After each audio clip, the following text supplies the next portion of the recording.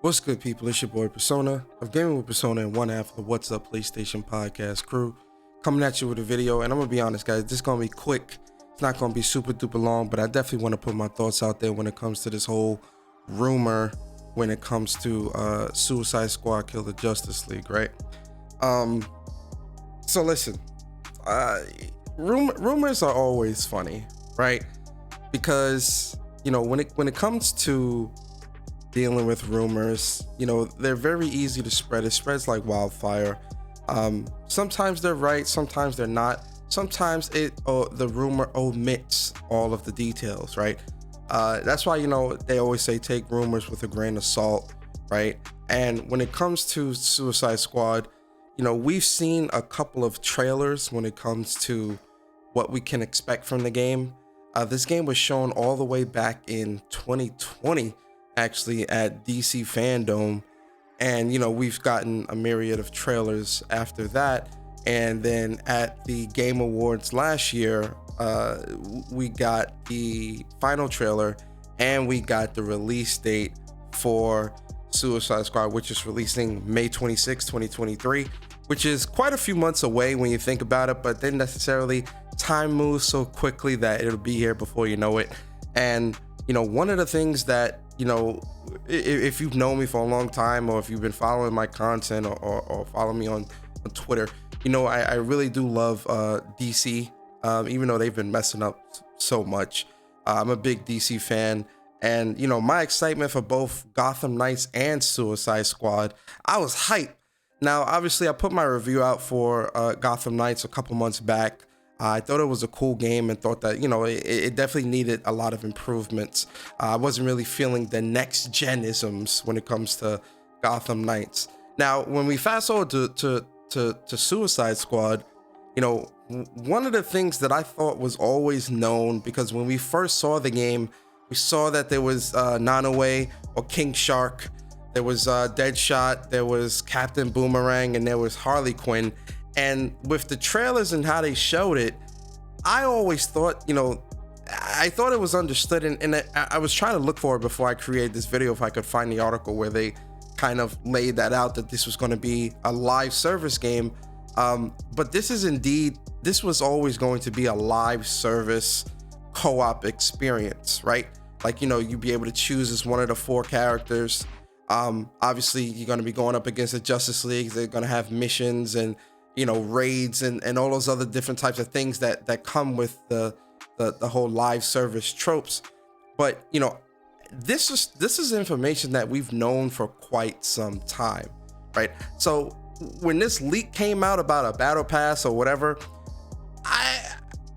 I'm not really surprised at this, because again, it is a live service game. Now, if you've listened to me either here on my channel or on What's Up PlayStation podcast, you know that one of the things that I've always remained adamant about when it comes to these live service games and service games, and where they tend to fall short, is in the content department, right?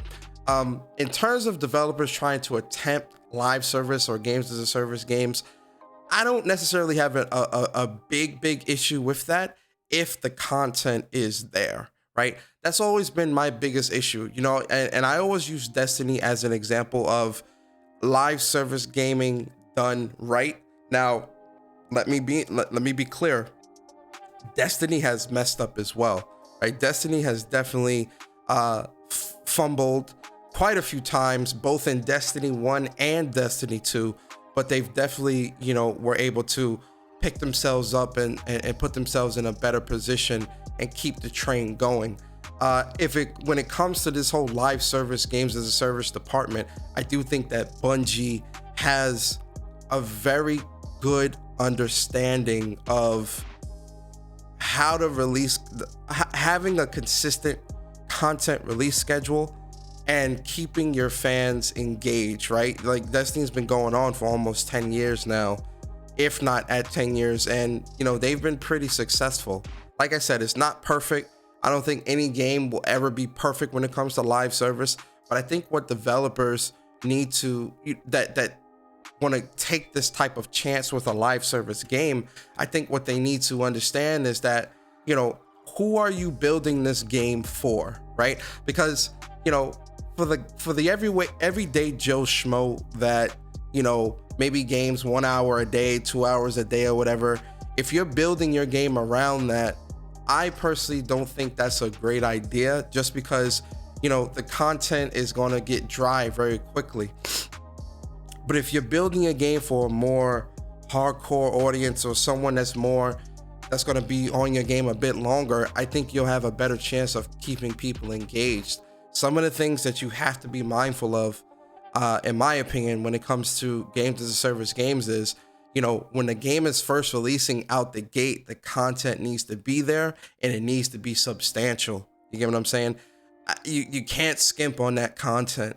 But then at the same time, you also need to have a very well planned out content schedule to keep the game going after the fact. Now, obviously, the game also needs to be fun, and you know, it needs to be very, you know, and it still needs to be a fun game to play, right? You know, when it comes to mechanics, combat, you know, and all those different things, those things obviously are extremely important.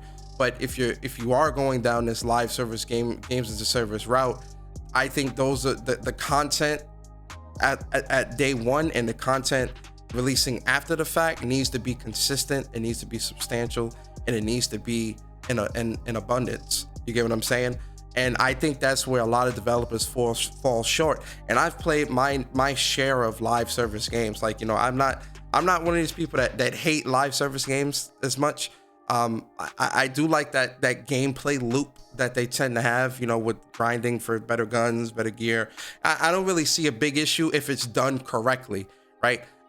You know, and, you know, like I said, I've played games like, you know, Avengers, DC Universe Online, Final Fantasy 14. Those aren't necessarily games as a service, but, you know, they have a lot of grind in them. Destiny, Babylon's Fall, which some of these games have failed. You know, Godfall, which I enjoyed that game very much, and it was a more of a live service type of game. And I feel like when it comes to these games, you just need to be consistent, you know, and it's hard to do that when you don't necessarily have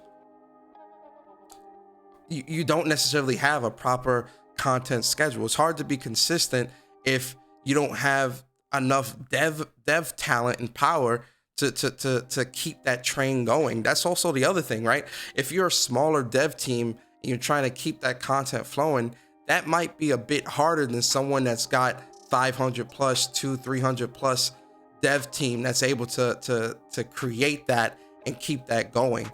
But in terms of Suicide Squad being live service, I don't necessarily have an issue with that. I always thought that it was already understood that it was going to be that. And like I said, I'm trying to find where that was said, but I do think that it being live service isn't the issue, as long as the content is there day one and is consistent. But yo, listen, let me know in the comments how you feeling. Is Suicide Squad still a day one for you? Has this leak, because it's not confirmed yet, but has this leak deterred you from picking up the game? You know, I definitely want to know, man. So let me know in the comments. I hope you guys enjoyed the video. If you did, like, comment, subscribe, and man, keep it locked here on Gaming with Personas YouTube channel. We got a lot more content coming through, and I appreciate you guys. I'm out. Peace.